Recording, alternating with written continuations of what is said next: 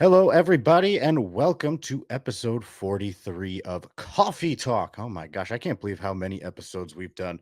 My name is Trevor Huth. I appreciate you joining me. And Nate Kosher is not here this week. He's on vacation. I mean, I don't know, man. No, kidding. Hopefully, he's having a good vacation. He went to San Diego while the Padres were away. Not sure what that's all about, but I guess family or something. Anyway, we'll be happy when he comes back next week. In his place, coming back after a few short weeks away, he couldn't stay away. It's Mr. Scott Chu. Scott, how you doing? I'm doing great. It took me a while to find the mute button that I was actually very close to with my cursor. I just kept staring at it. Missed it. But otherwise, doing fantastic. We've had a lot of baseball to watch. We've had Tigers wins to watch. We've had all kinds of great things. Amazing what happens when the Tigers stop playing teams that owe billions of dollars through the time that neither one of us will be alive. Yeah. I mean, yeah, when they It's a the rough opening I mean, series. yeah. I mean, like what a pivot, right? Like you got the Dodgers and then the White Sox. Like, that's jarring. That's champs to chumps in a different way. Oh man. Anyway, so we are going to talk hitting, obviously. And the last time you were on, Scott, we talked about Spencer Torkelson and how to buy. You should buy Spencer Torkelson. Everything's going well, and it turns out, so far, outside of like maybe don't look at his strikeout rate, everything is going well. Yeah, it really is. I talked about this a little bit on the Hacks and Jacks podcast, which posted this morning, Monday morning. And the thing with Torkelson is, yeah, the strikeouts are a little bit of a problem. They've been a problem in the past. We didn't necessarily expect that he'd fix that, right? He was hitting a bit, this spring, but that is probably still going to be part of his game. What helps are walks. What helps is hitting the ball with some authority, acting like you're an actual power hitter, right? Like that's what we've been looking for. That's what we're seeing from him, especially like some clutch hitting. If you want to see something very sad, you look at like his numbers with bases loaded. He's like 2 for 19 or something ridiculous. He's never really hitting clutch moments. It's a hard thing to measure, right? It's hard, every time they try to measure clutch, it fails, but it's not something he's been in his career really. And so just seeing him take those little steps, that's a big deal when you're talking about a guy who had such a pedigree coming in, right? This is one of the best college hitters in the last decade. This is a guy who we expected a lot from. So while there will be other guys who are like, yeah, they're hitting the ball, but I don't really care. There's a reason we care with Torque. It's because there were some process things we wanted to see. We wanted to see him hit the ball with authority. We wanted this growth from a guy who we knew had a lot of natural talent that had just been sort of locked away by weak pop-ups for a variety of reasons. Not because he can't hit it that hard, but because he just kept missing the barrel of the bat.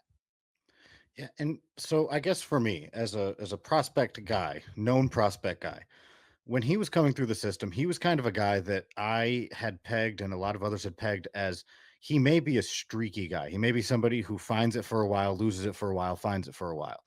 Is that something that you think, like, do you think this is just a hot streak, or do you think this is a sustainable thing that's going to keep on this season and beyond? I know it's early, so this is we shouldn't be talking about this. I shouldn't even ask the question, but I'm going to.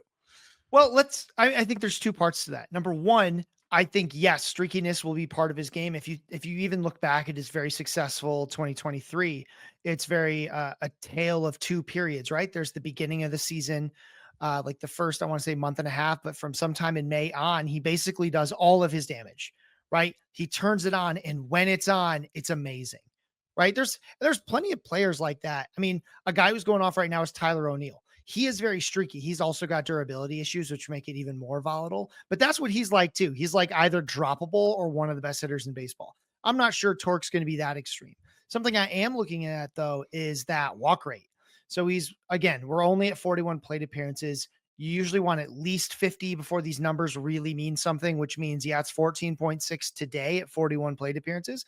But if he has 9 more plate appearances and doesn't walk, all of a sudden it's an average walk rate, right? Like it's very easy for these guys to sort of lose these ratios. But if he keeps that walk rate up in the double digits, that's how he has softer landings on those cold streaks, right? Because you can have streaky players. You can have like it's hard to use comps because a lot of the easy comps are guys who are very extreme, like a Kyle Schwarber, right? You can have those guys, but you need those walk rates. You need that strikeout rate to stay around 30%. You don't want to get much worse than that, on average over time. and you want that walk rate to be up above 10% because then you get the softer landings. And then when they take off, it's a lot of really good stuff. So I think he could be streaky, but what I'm looking for is, you know, getting the ball in the air and keeping the walks up, keeping the strikeouts down enough. Not down, just down enough. That 30% is about the top of where I would like to see it. If he does those things, he can be streaky without it being a problem. So, I mean, so are you just looking if you have Spencer Torkelson on your roster, are you just hoping it's empty power? Basically, you get you home runs, get you all the power stats, or do you think there's much else? Well, I mean, that's I the know what beauty I of think, but I want to know what you think. that's the beauty of having power in the middle of the lineup. There's no such thing as middle of the lineup power and empty power, right? You can't have both, right? So the team around him isn't amazing, but it's not that bad. He's got Riley Green there. He's It's going to have Gleyber. unhealthy. Yeah, it's. I don't think it's empty power. I think it's. I think the ratios could be anywhere. Like the batting average is probably going to be bad, Mhm. right? Like probably more likely to be bad than good. Probably a peak of not that useful. Uh, the OBP could be slightly better than that if he keeps walking more than 10% of the time, where in OBP leagues he gets that extra little bump. But yeah, it won't be necessarily empty power because again, it's hard to have empty power unless you're batting at like the bottom of a lineup. That's fair. And where I'm at with Torkelson is the same place that I mean, I was hopeful entering the year that he would do something that would stand out, something that would be a step forward, right? Because you're at the point where you're like, this is kind of a do or die season. The Tigers were at a point where he was a bubble player in spring training and he forced his way on this roster and is now, hitting in the middle of the lineup because that's how baseball works. You go from bubble player to important hitter. And so for me, in terms of fantasy, I'm almost like trying to gauge where this peak is before it falls off so I can say, all right, push the chips in. What do you got for me? He's almost a guy that I don't think I want to roster long term, but you buy in for the because he was such a good prospect, you buy in for the bounce back, and then you maybe try to say, "Hey, what can I get? Can I get a pitcher? Can I get whatever else?" And we're talking redraft and coffee talk, so it's different than the dynasty leagues that I'm currently rostering Spencer Torkelson in. But I almost think there's a time where you need to decide, "Hey, this might be max value," and just take that risk. Yeah, I think that's definitely going to happen. It'll probably be, I mean, it's not now, right? Because every podcast you listen to is going to say, don't overreact, right? We're probably going to keep doing that for another like 2 weeks. I'd say Right? like collectively, we had the meeting, we all talked about it. I think we started mid to late April. We'd all start, using another catchphrase. But until then, we're all pretty much in lockstep. We're going to say, don't overreact till probably start looking at 60, 70 plate appearances, which is again just another few like 2 weeks or so. But I mean that is probably going to be around the time where I don't know if you're going to make a single decision of it's time to sell Torque. It's more the decision I think is going to go the other way, which is do I have any reason to move him yet? Yeah. Right? Like now maybe he just goes off and then you're like, well, it's peak value, but also I love it. Right. And maybe I think there's something sustainable there. Maybe like that barrel rate staying high, something like that. It's something, I mean, really what I'm probably going to do is I'm going to look at 2023, which I think is a realistic, maybe ceiling ish for him in terms of projectable ceiling. It's probably around what we saw in 2023, which for reminders, 31 home runs, 94 RBI, 88 runs scored, but a 233 batting average.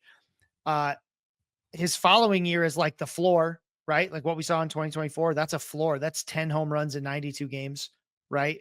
Um, I'm going to be looking at a lot of that under the hood stuff, that hard hit rate, that strikeout rate, those kinds of things, and seeing what is he closer to? Is he closer to the 2023 or is it looking more like 2024? And as he kind of bounces between them, eventually I'm going to have to make like that, what you're talking about, that push in where it's like, okay, I think he's got a shot. If you think he has a shot to repeat 2023, you can't really trade him because no one's going to give you that. Mhm. Right? Like people aren't going to give you that. And so that's when you can make that move. Or if you're like, yeah, you know what? I think he lands somewhere in the middle. That's a very tradable guy because you can talk about the upside, but you're not feeling like you're going to get it. That's a lot of calculus going on in my brain, but that's how fantasy I mean, it baseball makes trades sense. work. Yeah, I mean, it happens in everyone's brain. It's just a matter of can you say it out loud? Most times I can't. So it's nice that you did. I also love the the podcast cliches. Can we just talk about that for a second? Right now, we're in the don't overreact. It's early in the season. We're a couple weeks away from man. That's a good start, but can he sustain it? And then eventually, we'll get into man. Look at that first half. It was pretty good. Yeah. Yeah, I mean, you just that was those were all the notes for the show. Like that was a great summary of what we're going to talk about, even though we didn't actually discuss what we're going to talk about. It's going to be some combination of those things, but we'll try to There make were it a few exciting anyway. messages. Yeah, we'll try to pretend like we didn't just sneak peek the ending You know what? there. But that's probably. I mean, that's where we are. There's a reason we all do it, right? There's a Well, reason that the new guys, the guys that have been around forever, like in terms of like the players, we talk about it with, the new analysts, the old analysts. We all do it. We all do the exact same thing. We're like, hey guys, it's been 40 plate appearances, 45 maybe by the end of today, right? That's what we're gonna keep saying because it's true, and like you, that's just the reality of it. it is. So let's, you know what? Let's flip the script. Let's do the opposite. Let's overreact. Rafael Devers is washed. Okay. Ben Rice is an MVP candidate. Um, who am I missing here? I mean, Dylan Cruz is a bust as a prospect, and Yanier Diaz also is over the hill. I guess. Like, are these good overreactions? I like I think the Rafael Devers one is beautiful, right? Because he Mhm. had a single double header yesterday, and all of a sudden he's got an almost 20% walk rate, right? Like his strikeout rate is like actually he had 4 plate appearances today. He didn't strike out or walk. So his strikeout rate's 33.3%, which is like high, but not like silly high like it was. And like his WRC plus is 114. Like because he had a double header that was good, right? Like Right. that's how Right. silly it is. And that's the beauty of it, right? It's like we can talk about all these things, but I can say, like, oh, yeah, he's walking 19.1% of the time. But like he had one game where he didn't walk, and now it's 17.6. Like Mhm. everything just flips. Like his strikeout rate dropped also by like 3% because he just had a game where that didn't happen. Pretty soon that's going to stop. But even if you look at like your roto rankings, like mine, yes, like after Sunday, I moved up by 38 points in a 5x5, right? 38, like that's silly. Mhm. Like that's so many points, right? Because of a day, Roto's because that's just insane. where we are. Roto's insane. Sometimes it's just people playing. The 30 team league I always talk about on this podcast is a roto. And I was in like 18th place. I had 3 pitchers pitched today. I hadn't had pitchers in a couple of days, and now I'm back up to like 13th or 12th at the end of the day just because I got innings. It's just how it goes in roto. But Rafael Devers, you're right. So th- I kept saying about him, it looked like a timing thing. He didn't get that many at bats in spring training, whatever, right? But at a certain point, it's not the 0 hits. It was all of the strikeouts that I think people were going, oh my gosh, what's wrong? Even though it was nothing and this stuff evens out. But this early in the season, the don't overreact part of the season is, as you mentioned, there are 2 games, and all of a sudden you're looking at, oh, look, this is so much better than it was because the numbers fluctuate so much. And I think that part is where instead of just looking under the hood numbers, instead of just looking at their Fangraphs page and going, "What is up with Rafael Devers?" You look at what he looks like. You go watch at bats, right? That's how I do fantasy. I don't know if that's, it's a very time consuming way to do it, but you look at Rafael Devers and go, "Oh man, the timing looks a little bit off. He's a great hitter. That probably is going to come back." Hold on, slow down for just one second. I want to go back. So you evaluate baseball players by scouting because No, that's the most ridiculous thing I've ever heard. never. Scouting, no, no, just the fan graphs page. Thank you. Right, like that tells me No, everything but I need. okay, that was a little patronizing of me to say, I'm sure. But it was more I meant is like you're looking at strikeout rates and offers and going, oh man, what's wrong? Dylan Cruz, another example. He has last I checked, he had 1 hit. I don't know if he's gotten another one, but he was hitting 45 at one point. And you're like, oh man, what's wrong with Dylan Cruz? Is he ever going to figure it out? When we were talking about Torkelson, is he going to figure it out? That's an extended period of time, sure. But I just specifically meant early season. It's I think more important to watch what do they look like? If something looks way off, something might be way off. But if something looks, just like the timing's a little bit off, then you're probably sitting going, okay, well, it's not that big a deal. Not that you're going, Rafael Devers, this is a big deal because he's Rafael Devers. But point being, I guess I don't have a point. My point is that I like Oh, watching baseball. There's my point. yeah, also true. I think it is a very good point because when people ask if something's wrong, they're doing it generally because a stat is wrong, Mhm. right? Like a stat isn't where it's Yeah. supposed to be, which is why that the perfect thing to do if you've got the time, if you've got the resources to have like MLB TV or whatever, or like you're a T-Mobile customer like me and you just get it. Uh, you you Brag. look at the player and say, like someone asked me about Luis Arias, right? And they're Mhm. like, "Well, what's going on with Luis Arias?" And if you look at Luis Arias, you know what he looks like is Luis Arias. He doesn't have a walk like coming into Monday's action, he didn't have a walk or a strikeout, right? Turns out when you put everything into play, you you're like spinning the BABIP roulette wheel every single time. And sometimes you just keep hitting double zeros and get screwed, right? The house wins. It, it'll it'll all even out. We're sort of back to that cliche, but I mean, think about this coming into Monday's action. Yainer Diaz, Carlos Correa, Wilson Contreras, William Contreras, Yandy Diaz, Brian Reynolds, Max Muncy, Francisco Lindor, Christian Yelich, and Ozzy Albies. What do they all have in common? A WRC plus worse than 50, right? So um, it's real quick to say like something's wrong, but I'm going to tell you when that many dudes have a WRC plus under 50, dudes who have performed at a high level multiple times, right? When that many of them have a WRC plus under 50, it's because the sample size is too small Mhm. to get a lot of value from, right? Like that's just what it tells you, right? So if you go back like 5 years, we used to tell people, don't look at any of the don't look at any of the leaderboards till Mike Trout is on top of them.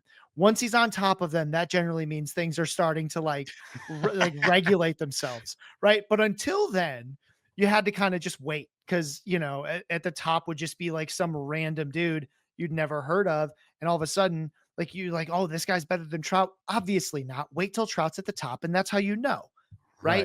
Right. And I mean, like today, that's sort of like Otani and Judge. Like and of course, Judge is already there because he did some silly stuff against the Brewers. But that's there's a reason that Sal Frelick has a 162 WRC plus. And if you go and do a rolling chart, which I'm always going to plug rolling charts. If you look at a rolling chart and use like 40 plate appearances, which or like what is it, 8 or 9 games as as what you're rolling, there's going to be times where all these dudes dip below 50 WRC plus. They Mhm. all jump up over 150 WRC plus because you're talking about 8 or 9 games, 10 games, right? Like the rolling charts will kind of give you a nice view of like what is the normal range of outcomes for any given 8 game sample for a player. Mhm. I'm going to tell you, if you do a rolling chart of WRC plus for 9 games, it's going to be ridiculous to look at. It's just going to be Mm. huge spikes up and down and up Right. and down and up and down for every player because this is a very, very small sample size. And that's something that I try to use to like remind myself that like, is this guy really worse than ever? Right? Or is he just having a really bad 8 games? Another great example I like to use is Jordan Alvarez. If you stretch it out to 50 games, he's never had WRC plus worse than 117 over That's pretty 50 good. games. 50 games, he's never had one worse than 119. It's under 75 right now, and I'm sure he's had that before for 8 games. But then he goes and has 8 games where his WRC plus is like 6,000, something silly, right? And it all balances out. Which again, back to the Beauty main of point. baseball. Yeah, it's we end up throwing it all in the wash. It's okay Mhm. to overreact, and like there's going to be things I want to overreact to, not just Spencer Torkelson, right? Sometimes Colt Keith walking like a third of the time. Sometimes it's O'Neal Cruz having a 1-to-1 strikeout to walk ratio, right? Like I want that in my veins all the time, right? He's got like 7 steals. He's 6'7". It is funny to watch a man that big dive, right? Like it's a ridiculous thing. And and I love it. And like it's more fun to overreact to the good things. You also have to take those with a grain of salt. Like he's probably not going to keep doing that. But it's, we can accept that it's all real because anything can happen in 8 games. Well, you overreact when it's something that you believed was going to happen, and you underreact when you're like, that's not what I thought was going to I'm happen. I'm I'm not wrong still, yet. yeah, I'm still waiting for Hayden Wesneski to turn it around, and Colson Montgomery's going to improve himself in AAA. Like, all that stuff's definitely going to happen.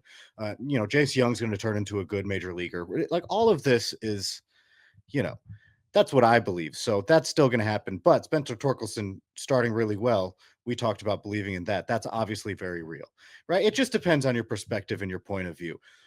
Right now, Scott, we're going to take a quick time out here on Coffee Talk. When we come back, we're going to talk more hitting. Gotta love it. But stay with us. Coffee Talk, of course, part of the Pitcherless Podcast Network.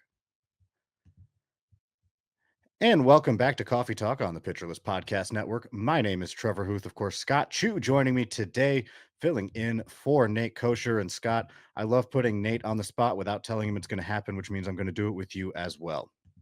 So, 31 plate appearances. Speaking of our overreaction, this is 31 plate appearances, the sample size of the stats I'm about to read you. Okay.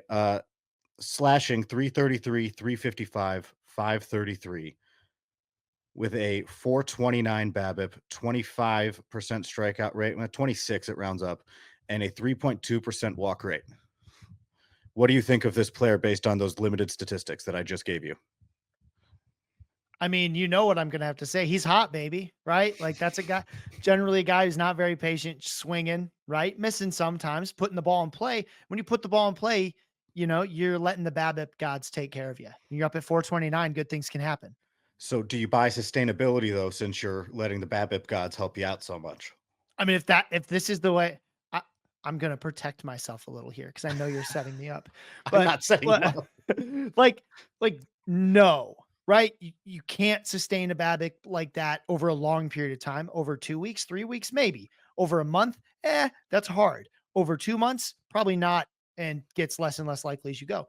So a guy who's that aggressive, it reminds me a lot of like the 2 years ago Chicago White Sox. They never walked. They just swung Mhm. all the time, and they could be a pesky team, but generally speaking, it would eventually fall apart. It's just a razor thin margin of error when you are swinging that often. You don't want to walk, and you got enough swing and miss to strike out more than 25% of the time. Like I talked about 30% with Torkelson. That's if he's walking 10% of the time. You're Mhm. walking 3.9% of the time. The tolerance for strikeouts is much, much lower because you're already going to get out on the stuff you put in play at least a third of the time, right? Like your BABIP's only going to be around 300, right? Unless, you're very silly, like you have to be like a line drive sort of hitter, like the Luis Arias and Freddie Freemans of the world, but they don't strike out that often Mhm. because they got a great hit tool. So, Right. no, generally speaking, sustainability with that, it's a razor thin margin. Even if he pulls it off for 1 year, he ain't doing it for two. Do you have just any guesses as to who that is? No, there's so many. I mean, like I do the hitter list, our Right. top There's 150 just so hitters. many it could be. So like there's a lot of dudes that can do this over 30, 40 plate appearances. There's so many. And they're like it's like the whole taxi squad basically Mhm. that I have. Like the whole taxi squad is capable of this. Right? Like I know it's not Colt Keith because he's walked a million times, but last year the answer was Colt Keith. That's exactly what he was doing over some small spurts.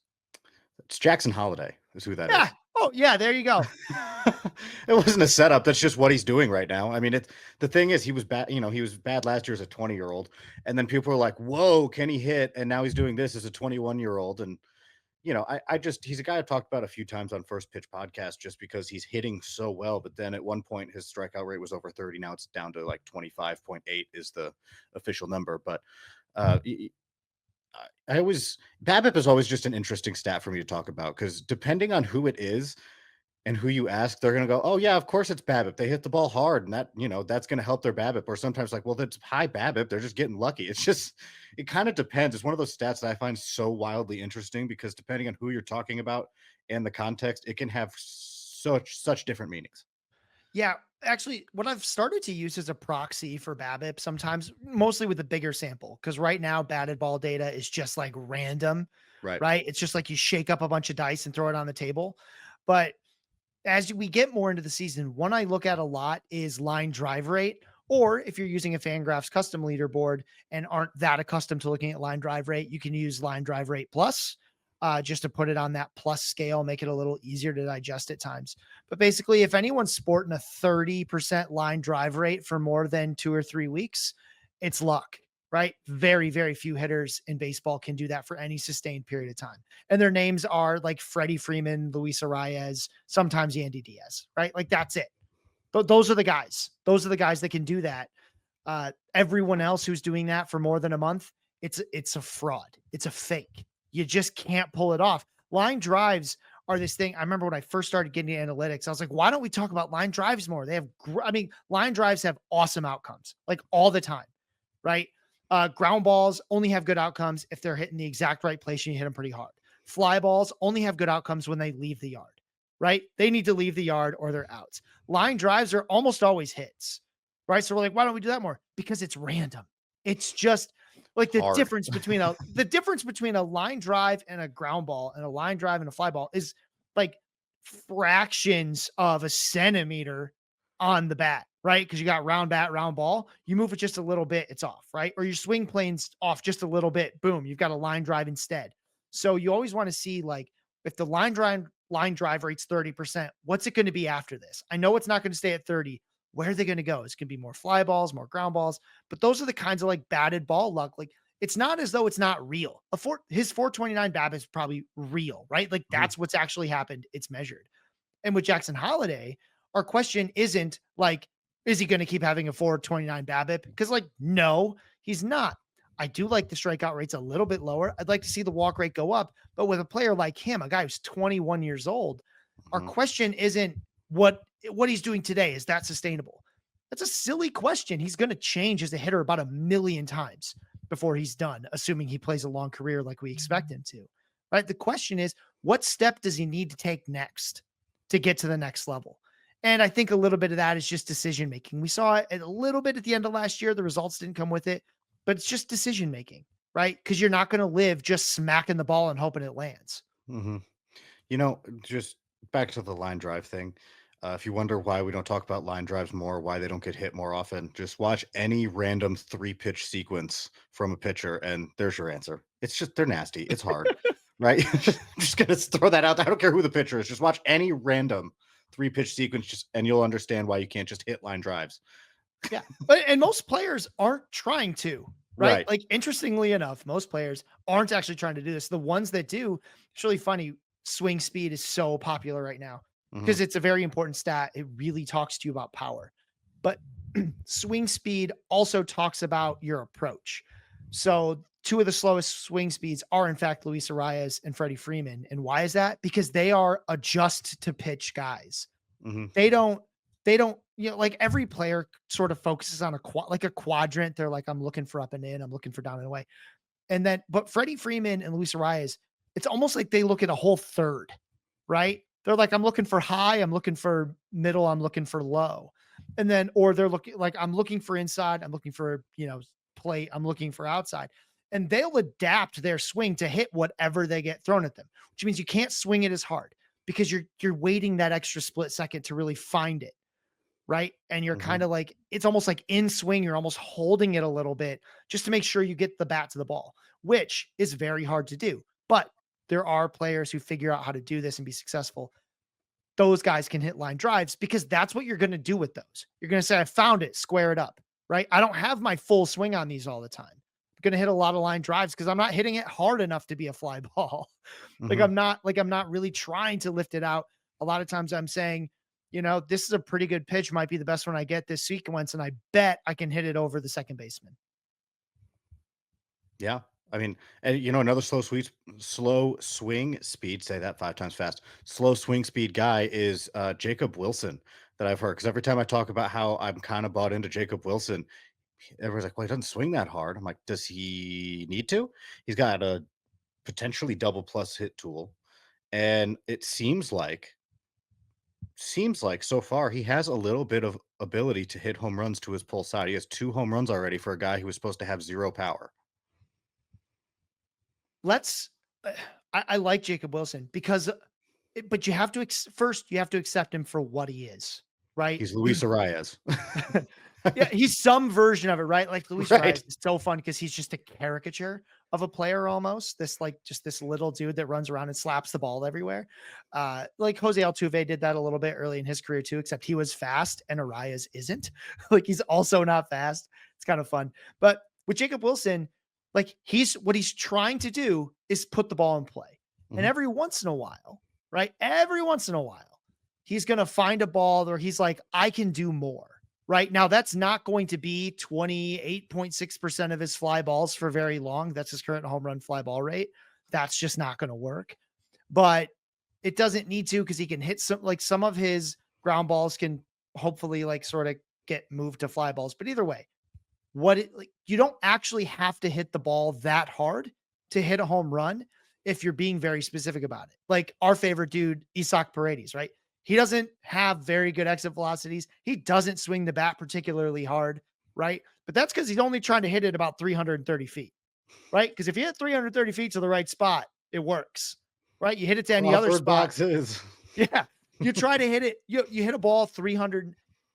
That's to be, I always use the example of 350, right? Because if you go 350 down any foul line, you have a home run in Mhm. baseball. You've got it, right? With like some sort of weird exceptions depending on the actual angle over in Boston. Like 350 feet, always a home run. And 350 feet to center field in every park in baseball is an out. It is always an out. Like the center fielder is already there, right? Like they're already waiting for this ball 350 feet into center field.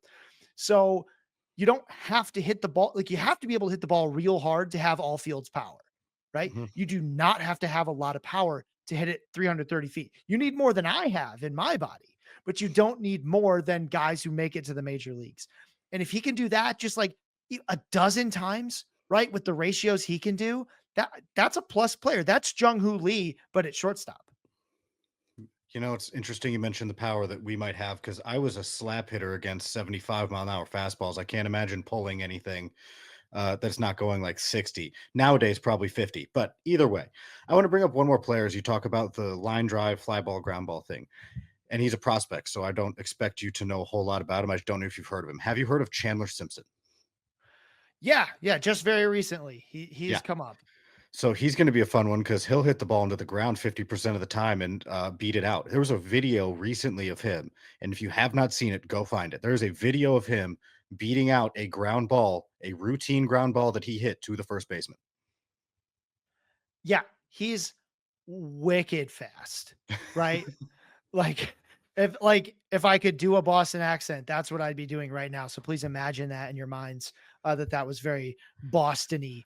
But he's hit like I've thought about him a little bit, and I wanted to say the weak spot of his game is power, but it's not. He's not trying to hit the ball hard. He probably never will. The weak spot in his game is that he plays for Tampa Bay in their organization, which means the path to playing time is as cloudy as it could possibly be. Even though they have a bunch of guys that aren't that good, they will hold you back for him, right? Mhm. Like that is their MO.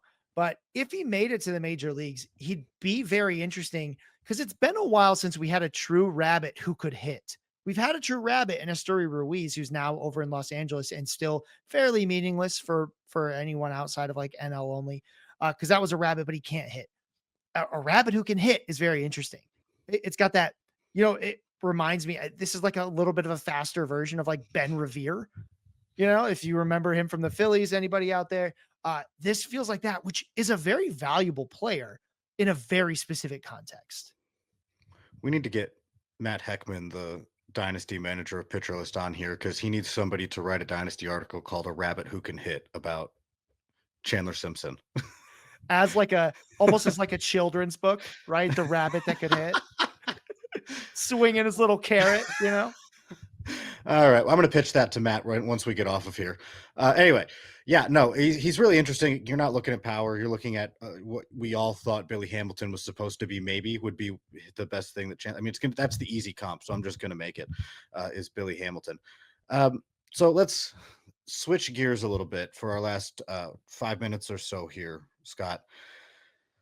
For players, especially prospects, young players who are struggling, and for whatever reason that may be, how long do you wait until you worry about leash? We're talking redraft. How long do you wait till you start dropping? And I'm thinking guys like Dylan Cruz, guys like Cam Smith. Now, Cam Smith, I mean, he's had like 15 at bats in double A or whatever it was, and then all of a sudden is in the majors, right? That's a hard adjustment. Dylan Cruz got a couple more hits, or at least one more hit, and is now hitting over 100, which is awesome. And he has a couple of steals, but that struggle early on, I mean, that starts to bring up some questions, especially when it comes to prospects, because prospects have a very short window of time before fans are like, can this guy even play? Yeah, and I've got sort of two answers to this question. The first answer to the question is my patience is as long as the manager's, right? Like Mhm. if the manager isn't going to let them play through it, like, Cam Smith being a good example of that, right? He's now sat in 3 of the last 5. That is a player that's really hard to roster, especially when you're talking about an outfielder, right? Who is supposed to just be able to hit and hit for power in 12-team leagues. There are more of those out on the wire. Michael Conforto might be out there right now batting 4th, I think, for the Dodgers every day, right? It's You're at the point now where it's like, why am I holding Cam Smith instead of Michael Conforto in my, in a redraft 12-team league, right? Like, why? One of them's got a much better opportunity than the other, right? And the the path to, I mean, we talked about this a little bit before. The path to success for Cam Smith is extremely difficult to see in terms Mhm. of right now. Long term, it's easy to see. Yep. Right now, it's hard. I get it. You want to let a guy learn how to hit at the major league level, unless he hasn't learned, like he's barely a professional, right? Like he just doesn't have very much time in the major leagues, or not just major leagues, in pro ball. Houston didn't see him until spring training, right? He was not a part of their coaches did not talk to Cam Smith until the offseason, right? Mhm. He was with the Cubs before then. So the other guys that have come up, like straight from double A, it's like Juan Soto, who's been in the organization for the Mets. He was like his 3rd year. Like they knew what they had. The Astros don't know what they have. They're still learning. So that leash is going to be pretty short, Mhm. right? It If you've got a tight bench, your replacement level in like a 12-team 3 outfield league, Cam Smith is probably below that level right now. I think, he did not get ranked on this last hitter list because I don't see it. I need to see it with him. I know you had to buy in before he hit the ranks. It's just so hard to see how he gets there. I think the other answer to this is trying to understand, sort of in the same vein, what does the path to success for that player look like, right? And how much did I pay to try to see it? With Dylan Cruz, I paid he was definitely a top 100 ranked hitter coming in. As you drafted him to be a starting outfielder, so I'm going to wait just a little bit.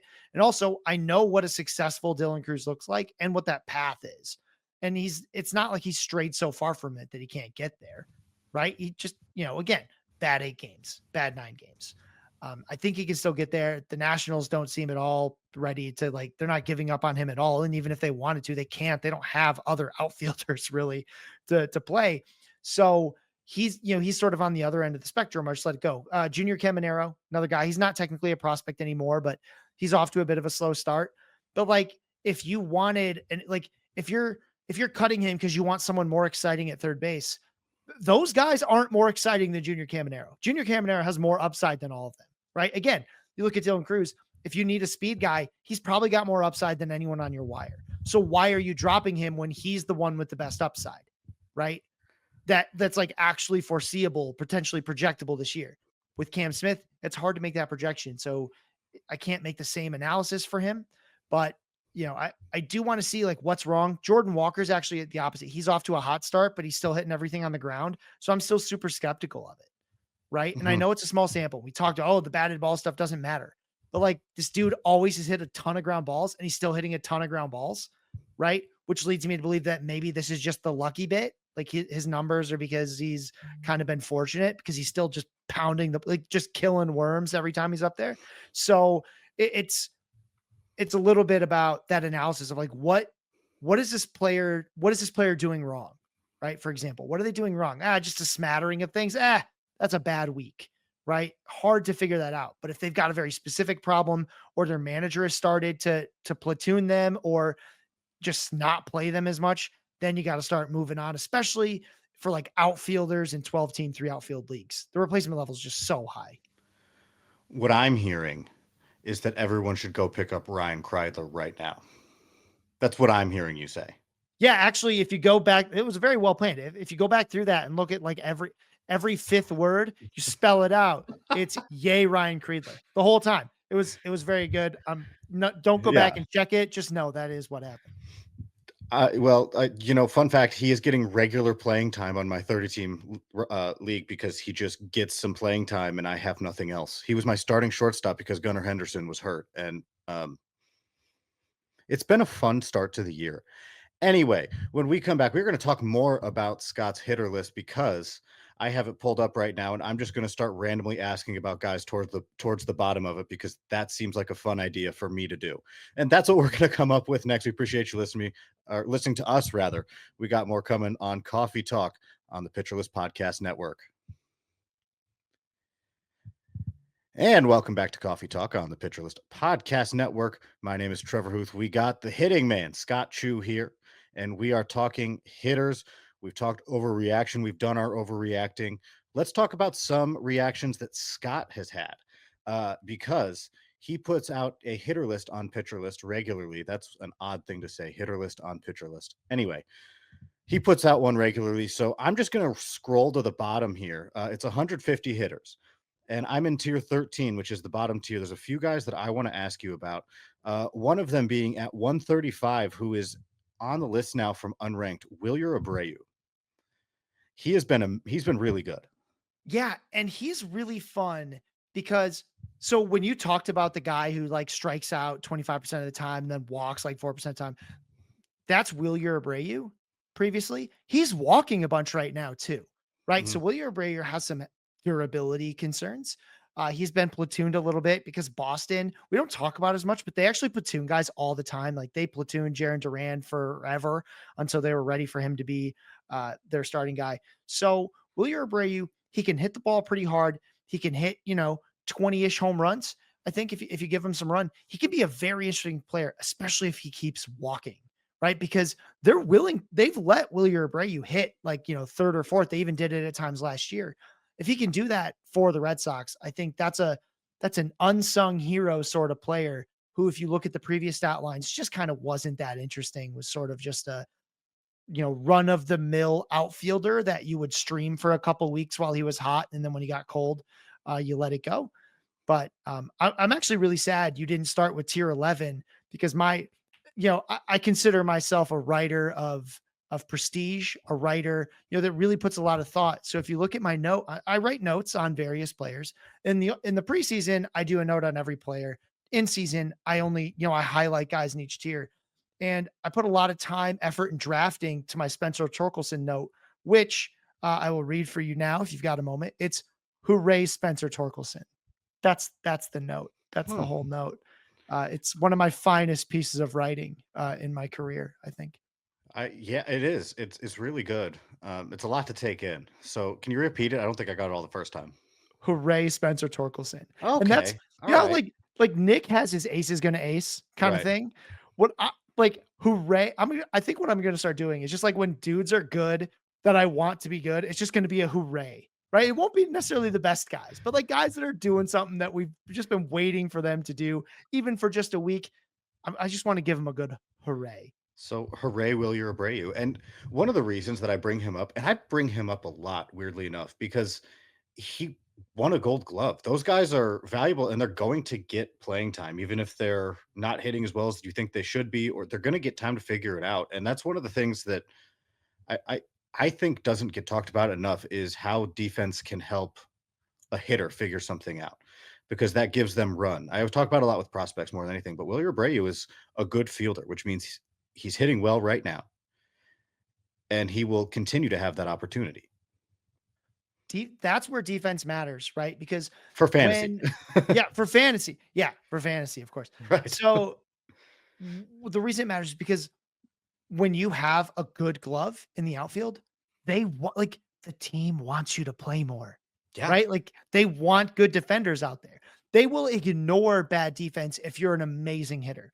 But if Mhm. you show you can hit at all, right? At all, and have a good glove, they're like, you're in, right? Like usually you see this in the infield where like these middle infield guys will stick around forever because they're Mhm. pretty good with the glove. Not even great, just pretty good. And they just keep getting work, right? So Wilyer Abreu has a good glove. He's getting work. And just, man, I don't know what has happened, but the rolling charts on his strikeout rate and walk rates, if you start it from like last year, they sort of just like kind of wobble in the same places. And then starting this year, strikeout rate just plummets, right? Rolling strikeout rate down like 10, 15%. And the walk rate skyrockets. It's very, very interesting. I don't know if they had him working on like pitch recognition. I would love to see an article from one of those beat writers that comes out that talks about what he did and how they've been working with him. But I mean, he struck out twice today, but it's a really exciting thing. So if he keeps that walk rate up, strikeout rate down, I mean, all of a sudden we're talking about a player who, if he stays healthy, we're talking 20 home runs, good ratios instead of okay ratios. Could be a very interesting player again that has gone under the radar because for the most part, he's been especially last year, he was either some combination of average or hurt.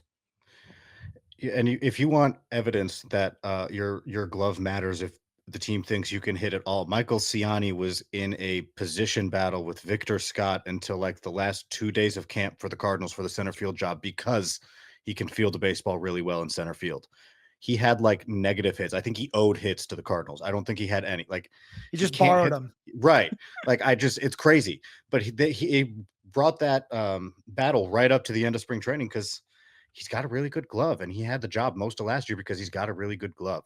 All right, staying in your tier 13, it's really, really interesting to see that you have Tyler Soderstrom and Kyle Manzardo right next to each other because I can't remember if it was the last podcast or the podcast before. Nate and I talked about those exact two, and the question was, which one would you rather pick up based on their hot start? And so the fact you have them next to each other means I definitely have to ask you about either one of them. Are you buying either one? Do you prefer one over the other? I mean, one's ranked higher, obviously, but that doesn't necessarily mean anything because they're right next to Oh, each other. yeah. I mean, we're talking tier 13. Right. It's my last tier. It's like 132 through the end. And then there's also this taxi squad of guys. So Hmm. like there's a bunch of first basemen in there too. And actually I forgot to remove Soderstrom from that. So he's actually listed twice in the article. But it it's easy to say they're interchangeable. I think with Soderstrom, I feel real confident he's going to play, Hmm. right? Like that's the start. I know he's going to play.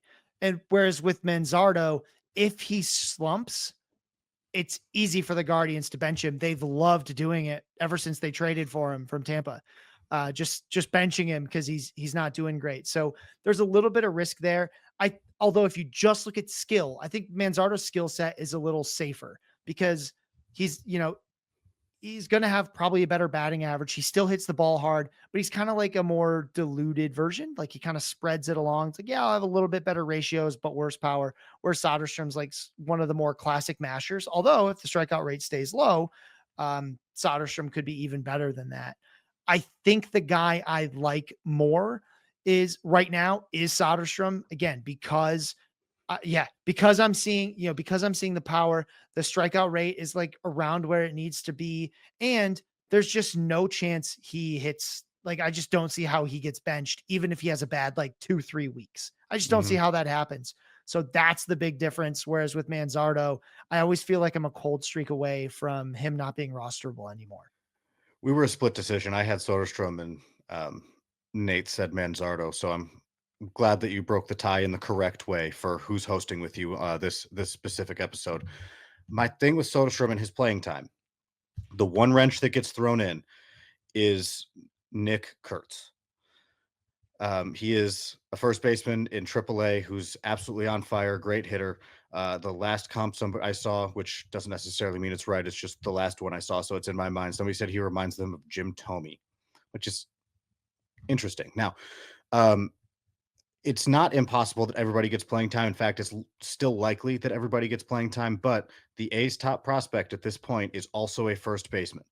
So that brings something into question because you can't really move.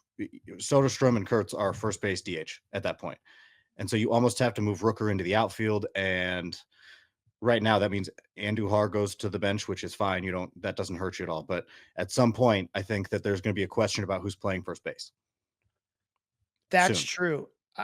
I think for fantasy purposes, the thing we would love to see is giving Soderstrom some time behind the dish too. They're never going to do it No. again. He's not good at it at all. But for fantasy purposes, it would be awesome because he would just be a fantastic fantasy catcher. Hmm. I think Hmm. you know, Kurtz is a legit prospect. The thing is, when you've already got the job, it's hard to take it away if you're hitting, right? Right. Like Oh yeah. they don't Absolutely. That is the thing. So Kurt's not yet on the 40-man roster at the moment, right? There's a date. We all know the date already. Yeah, there is. It's Um, the service time date. I don't know it yeah, offhand, but we all know what it is already. yeah, and he hasn't played a ton, right? He's sort of in that Cam Smith boat, is that he's drafted in 2024, fourth overall pick there. There, the reason I think Soderstrom's very safe in terms of playing time is because Kurtz is good enough. Like, forget I love the comps because they're very helpful. It's hard to take them super seriously when they're like, "Oh yeah, he reminds me of this Hall of Famer."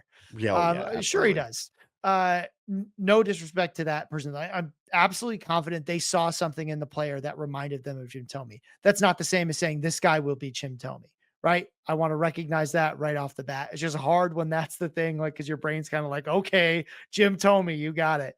But there's two things that would need to happen for Soderstrom to lose the job. He would have to not be hitting, and Kurtz would have to be hitting the cover off the ball, right? Both of those things have to happen for Soderstrom to potentially lose that job. And you need both of them to be happening at the same time, right?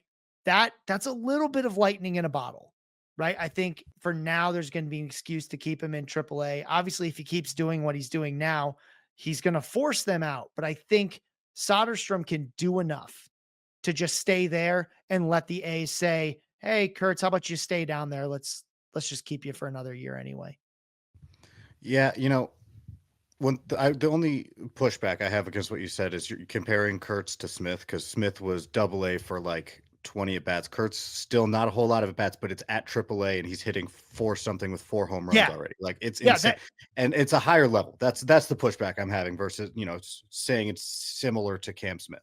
well, so similar to Cam Smith, as he was drafted last year and he just started playing last year, but scenario Gotcha. is much better, right? Because the Hmm. A's at least saw him for all of 2024. They coached him while he was there for 2024, and now he's got 38 plate appearances in AAA. Those are the things that Cam Smith doesn't have, because that's where that comparison ends, and that's why we're kind of worried about Cam Smith, who was also tearing the cover off the ball and like, I don't want to say more excited. Well, I am more excited about Kurtz generally, but that's why I'm more excited, because like he's getting the stuff, the bare minimum of coaching that he needs.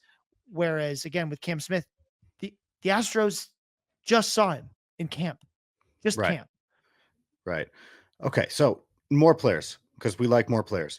Kerry Carpenter sitting at 99 on your most recent update of the hitter list. I'm assuming, just based on the date, I'm assuming this is before he started mashing lefties for fun. So how big is that going to, like, how much overreacting are we going to do on the fact that he's hit a lefty a couple times? Yeah. So the fact that it's a lefty is really important there, right? Because the Kerry Carpenter is not ranked where he is because of talent. It's mostly opportunity. When you play in a platoon, even on the large side of it, it is really hard to get above like the 90s in terms of rank, because you're not going to be there for 20, 30 games. You just won't. So it's hard for me to rank them much higher than that. The way that he moves up, inching towards that, low 80s, high 70s, and maybe even beyond, the way Kerry Bonds gets there is not reminding me that he's still Kerry Bonds. I already knew that. I didn't know he'd get the chance to do it against lefties and that he'd actually pull it off against lefties. That's why there's going to be a bit more of a reaction to him hitting a couple home runs than, say, if Jorge Soler were to hit 2, 3 home runs on Tuesday, I'm not going to care as much, because I'm like, I already knew what your job was. I already knew what you are. I know what you do. You do that sometimes. I've already baked that in. With Carpenter, his rank was suppressed because of the role. And I'm like, well, if it's a new role, that's how you jump. I mean, that's where all the big jumps on this list are at this time of the year. They are role changes, or Eugenio Suarez just like still being absolutely perplexing as to how he just sort of turned himself around out of nowhere. But role changes are where ranks really jump this time of year. That's where you see it with like Austin Wells, Lars Nootbaar, Spencer Torkelson, Tommy Edman. Those guys, they get big jumps. The guys that fell the most on the list, same deal, right? Brendan Donovan's not always hitting, second. Or Luis Garcia Jr. dropped 47 spots because now he's a platoon guy with Ahmed freaking Rosario, right? Like platoon, Sound happier about it. yeah. A platoon guy for the Nats just ain't it. Like, I can't, Right. like, as a full-time player batting third all the time, like, he was an interesting second baseman. As a platoon guy for the Nats, you're not interesting anymore. So that was a bummer. Or like Mason Wynn, he falls quite a bit because now he's the number 9 hitter instead of number 1. That's a lot of plate appearances just off the table. I don't know how mainstream his nickname is. Kerry Bonds is Kerry Carpenter. That's a literal nickname that's been getting used. I don't know if that's known outside of Tiger's Twitter, but that is You that should is all know it, right? Carry Kerry Bonds. Bonds. That's what they call. That's not Scott misspeaking. That is a nickname that is happening for Kerry Carpenter right now, because he hits home runs and that's what he does, and he's a lefty and he's Kerry Bonds, I guess. All right. Nick, this is just the beauty of like fandom in baseball. It's like you don't have to be a great player to get a nickname. You just have to like do something fun a few times. Like I'm calling John Kenzie Noel Big Christmas forever because Oh even though it yeah. was against the Tigers, he hit some big home runs. And Big Christmas is an amazing name, right? Travis Shaw still in my mind is the mayor of Ding Dong City, right? Yeah, it's Who career, but was a blip on the radar, but who was it's the worth it. Tigers? Who was the Tiger? Oh, Ronnie Rodriguez. Do you remember his nickname? No. Oh, I can't remember either, but he was a rapper, and it was his rap name became his baseball nickname, which I always I can't remember. I'll have to look it up. I can't remember it, but that was always a fun one. All right, one more question for you, Scott, and then we are going to wrap this thing up. And this might be a tough one to answer, but those are the most fun for me personally to ask.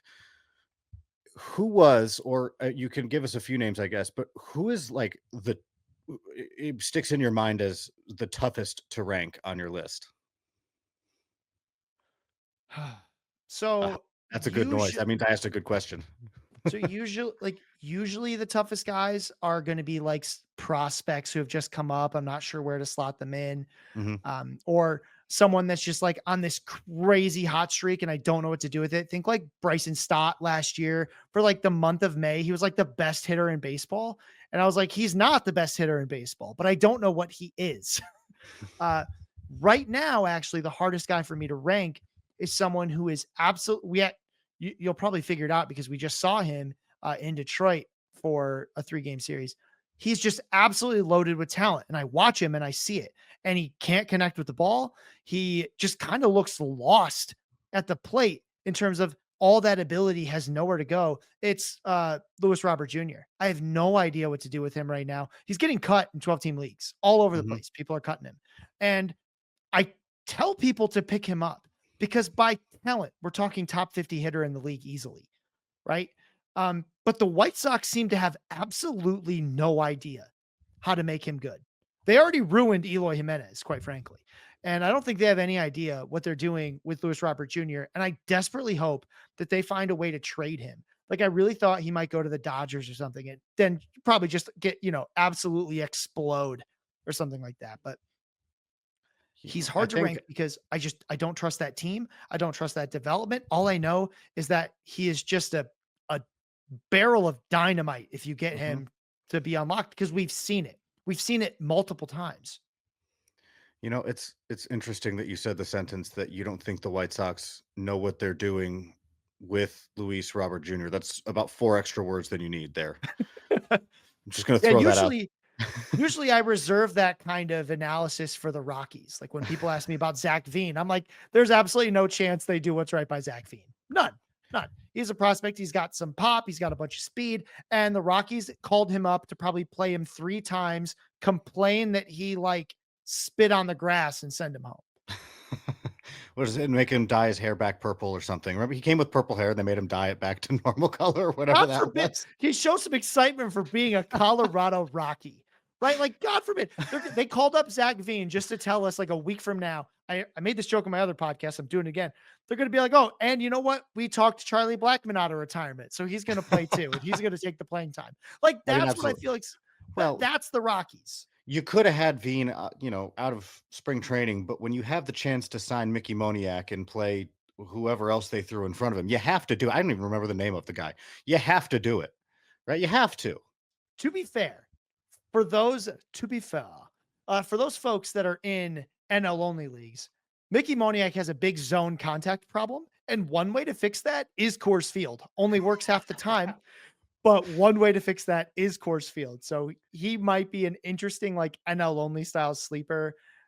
at home, like streamer. But again, we're talking about a guy who you might stream in NL only. That's the level of relevance here. It's a long fall from a guy who was a very high draft pick, but yeah, you can. His problem is fixable in Coors. It'll be actually worse than it was when he leaves Coors, thanks to the Coors effect, where guys Love it. really struggle to adapt. And actually, you have to remember they also struggle on the way back in, right? Mhm. So like Hunter Goodman had a bit of a bad series there. It's like it's actually hard when you've been raking against the balls that move all the way that they're supposed to, and now they just like stop, like they Right. don't move as much as they're supposed to. You also miss. Then it takes a little bit to get back adjusted to that. All right, I gotta stop looking at this list because I'm gonna keep asking you questions. But I know he just got hurt. I know he just got hurt. But I was like pushing Ivan Herrera on the First Pitch podcast because, and I thought it was legit. I thought he had playing time. I see he's just on your taxi squad. Was he on his way into that top 150 before the injury? Yes. So our process plus metrics loved him. Kyle Mhm. Bland's done an awesome job putting that together. It actually really liked him last year. And he had a bit of a buzz in spring training, not for his talent, though, is just for his role, like tons of secure playing time. I was a little hesitant. But the more I thought about it, I was like, man, even after, so like even immediately after that list posts, I look at it and go, I could move these guys around. Mhm. Right. Cause like Ryan That's Jeffers what is one. lists are. Yeah. Ryan Jeffers, Gabriel Moreno, they are in that bottom tier because I think for the over the course of a whole season, they had like just a better chance of finishing around this rank, maybe. But like if you told me, hey, I have Ryan Jeffers and I wanted to add Ivan Herrera when before he got hurt, I would have said, yeah, go for it, dude. Sounds great. Like, let your freak flag fly. Just do it. And so I'm kind of looking at the list now and I'm like, man, that Jeffers could probably go down and I could have brought him up. In fact, the catcher I did choose to add was Hunter Goodman because I'm like, he's about to roll into Coors. This might be the perfect time. And it didn't work out that way. But yeah, and really you can think of that tier 13 in the taxi squad can be incredibly interchangeable, depending on what it is you're looking for. Like Kyber Ruiz is also only on the taxi squad, but that's because what he's doing is exactly what he looks like when he's hot. He's not showing me anything new. He's Mhm. just hot and, you know, hits for contact. And again, you spin the Babbitt roulette wheel and sometimes it comes up your number over and over again. Ladies and gentlemen, Scott Chu. Scott, tell us what you're doing and where we can find your work. At this point, it's just hitter list now. I'll be doing the hitter list. It comes out every Wednesday. Hopefully, like I was just in Pittsburgh for work for a whole week, so it didn't come out till Thursday. I've also got the Hacks and Jacks podcast, which publishes on Monday mornings at 1 a.m. Me and Brett Ford have a nice time just talking hitters. Again, they don't let me talk pitchers, right? Like this is pitcher list. We got plenty of nerds for that. I talk about the guys who they have to watch while they're watching their pitcher. Nick lets me talk about those guys. That's it. So that's all we talk about, hacks and jacks. At least you have a role. I talk about nothing most of the time, and they just keep me around for some reason. Scott, appreciate you joining me. Nate Kosher will be back next week. We will have another episode of Coffee Talk. Thanks for joining us here on this one. Coffee Talk, of course, part of the Pitcher List Podcast Network.